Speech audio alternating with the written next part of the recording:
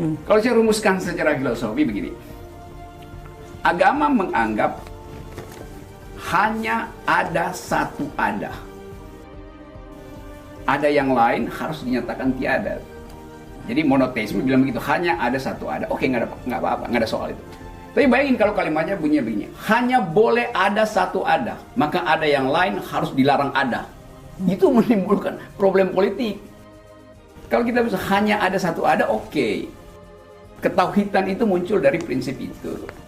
Tapi begitu bilang hanya boleh ada satu ada, itu masuk di dalam problem politik. Kenapa yang ada yang lain nggak boleh? Kalau orang ateis, dia bahkan, jadi kalau dibilang begini, orang ateis musuh Tuhan itu.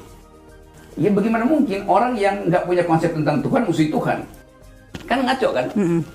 Jadi ateis itu dia nggak punya konsep tentang Tuhan. Dia nggak bilang jelek, dia nggak bilang buruk tuh. Ya dia bilang tidak ada itu. Tapi kalau disebut tidak ada, bukan dia gini. Kalau dia tidak ada, itu bisa jatuh pada yang disebut nihilisme.